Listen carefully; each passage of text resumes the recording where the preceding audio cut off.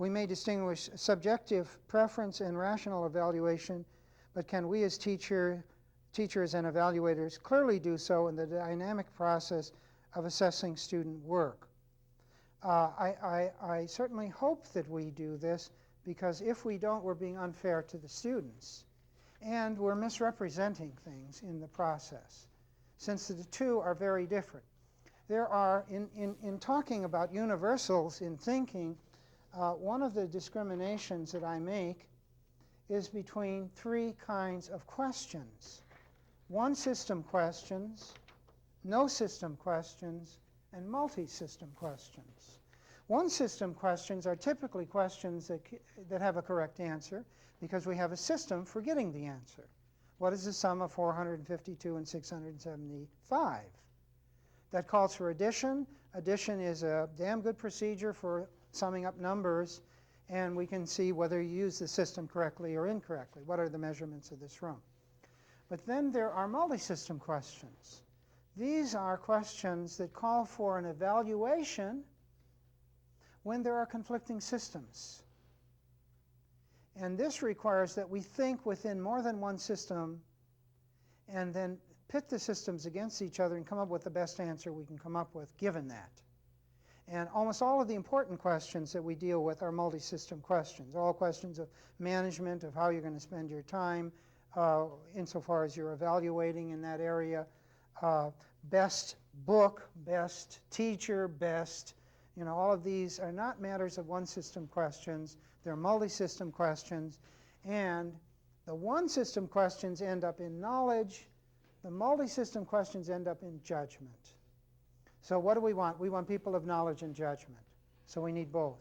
We need multi-system questions and one system questions. But they both contrast with no system questions, and those are the matters of subjective preference. Suppose you say, by what procedure do you decide that you like butterscotch better than vanilla pudding? No procedure. I taste them. I like one. I don't like the other. By what procedure did you decide to like blues more than country western? No procedure. I just listened to some, listened to the other, found the one experience more pleasant, and that's it. No procedure. There are no system questions. There is no system for liking. There's no system for preferring. But there are always systems involved in judging and evaluating. So this is a problem. This is an area where it may get confusing at times, but it's extremely important to know the different logics and help the students. Because you see, there are some students that think that all questions are one system questions. If they live their life that way, they become dogmatic absolutists. Some students think that all questions are no system questions. They're all a matter of sheer opinion. I have my opinion, you have your opinion, Adolf Hitler has his, and Einstein has his. And everyone's opinion is good for them because it's true for them. When they believe this, they become subjective relativists, and everything is up in the air, in which case you can close down education, because if everything is subjective choice, we don't need education. I mean, I don't need somebody to teach me what I like. I know what I like. So, unless you want to impose your likes on me, and I'm not interested in that. So then, by the way, when you get subjective relativists, then they don't like. They think everyone should get an A and everything's of equal quality. So then, if you realize there are three kinds of questions, then you can say, yes, there is an absolutely correct answer to this one. And there is no correct answer to this one. It's a matter of what you like. And there are better and worse answers to this one. And therefore, you have discriminations which are essential to everyday life. Can you give an illustration or example of how critical thinking should ultimately work in promotion and tenure evaluations? Definitely. Definitely. What our problem in the evaluation of teachers and professors is that the process is typically political. And the process ought not to be political. Now, how can we depoliticize it or reduce politics to the lowest level of involvement in teacher evaluations? Well, I think by doing with teachers what we do for students, we begin all evaluation as self-evaluation. Now, how does that occur? I would ask a teacher, tell me, what are you teaching and what are your fundamental educational goals in teaching? What are you trying to accomplish in the classroom? Elaborate on that. Point 2, what are you best at in doing? Where are you succeeding, and document your success. 2, where are you failing, and document your failure. And that, by the way, has to be there. Where are you weak? Where are you strong, and where are you weak? Then tell me the strategies you're using to build on your strengths and reduce your weaknesses. And then update that every 6 months. Now that goes to somebody else simply for a reality check. Not to write another evaluation, but to determine whether to send it back or to accept it as plausible. So I would say if there are no weaknesses, you send it back and you say, you've now presented yourself as Jesus Christ. We don't think you are. Try again. We want to know what actually are your weaknesses and what are you doing about it. You would find that this kind of evaluation would mean that people would actually have to begin to do what it's about, improve teaching. Now, let's suppose one thing you'd have to look for, the real important area is weakness, of course. And people will first try to get away with pseudo-weaknesses. Okay, I have these strengths, and then I have these weaknesses. I'm too dedicated to the students. I stay up late, burning up my mind because of my commitment to them. I'm too committed to the subject and to education.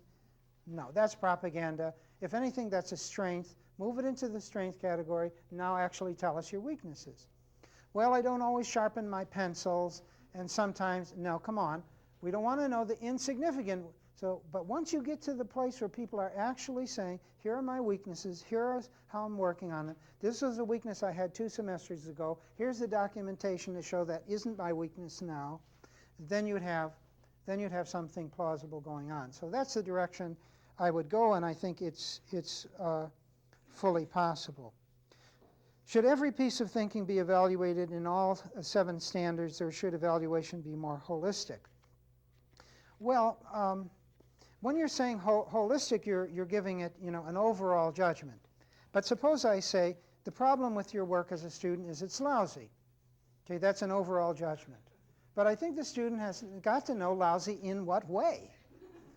Is it because it's unclear, inaccurate, not documented? You need to know. Now, I'm not saying that we have to tell them specifically, because I think they have to tell themselves under our direction. We have to be the assessment coach, and they have to internalize the standards. But you haven't said anything interesting when you just give me the overall judgment. Until I know how you came to that judgment, it's of no use to me. So yes, we need holistic judgments, but only if those holistic judgments can play themselves out into things that are not holistic, that deal with aspects of your life. I mean, what's wrong with your life? You don't want to just say it's all mucked up. You want to begin to focus, because that's the only way you can really do something. So how can teachers best communicate meaningful assessment to students without making a huge workload of conferences or assessment reports, ... This is really the question that we're going to be concerned with in the 3rd of this series. How can we teach students to assess themselves? By the way, let me say, when you teach students to assess themselves and you do a good job of it, the work of the teacher goes way down, and the quality of the performance of the students starts moving up. Right now, we've designed assessment so it's work-intensive for teachers, but not work-intensive for students. And the practice of assessment should be the practice that students are engaging in, and you as a teacher should be their assessment coach. You're there to make sure it's for real. Just as I said, when teachers do an evaluation, a self-evaluation in the sense that I mean it, we have to make sure it's for real. We have to check and make sure that they're doing an honest job of it. But that's all. They have to do the evaluation. We don't do the evaluation for them. We just turn it back and say, this isn't plausible. Make it plausible. You're leaving out this category. We need to see this category. So with students, I can't ultimately evaluate. I mean, I could focus on individual students, but I know from my experience that's not very worthwhile. So we'll be dealing with that in the 3rd program. Give an example of evaluation using the standards and elements of critical thinking. Okay, student turns in a writing sample. The purpose of your paper was not made clear. The fundamental question was vaguely stated. You used very little information that seemed relevant to the question you raised, even though it was vaguely stated. You made a number of assumptions that seem rather questionable, and you didn't seem to be clear that you were making these assumptions. It never became clear what point of view you were taking, or you were taking only one point of view when clearly other points of view were relevant. So these are some comments using elements and standards. By the way, when you take an element and combine it with a standard, it becomes an ability. Take the purpose. Identifying purpose clearly. Identifying significant purposes. Formulating the question accurately and precisely. Gathering relevant and accurate information. So you can go into any of the categories of the elements, take the element, combine it with a standard, you've got an ability. Okay, final question. Can you comment on how thinking drives emotion and therefore behavior? Well, this is the subject of the keynote for tonight. But let me just give you sort of one point about it. Suppose I'm experiencing fear. I can't experience fear unless I think that something is threatening me at a conscious or unconscious level, because it wouldn't be fear otherwise. Suppose I say, nothing is threatening me, I don't think anything is threatening me, and yes, I'm afraid. All that can mean is that I think that something is threatening me without knowing what that something is. In other words, that it's subconscious thinking. And by the way, most of our thinking is subconscious. Don't confuse thinking with conscious thinking. Most of your mistakes are not conscious. They're subconscious. Is reliable a subset of accuracy? No, that's, I think, an additional standard. And by the way, the standards were not exhaustive. These were important standards. The elements are exclusive and exhaustive, I believe. I don't believe there are any more elements. But there are other standards. Those are not the only standards.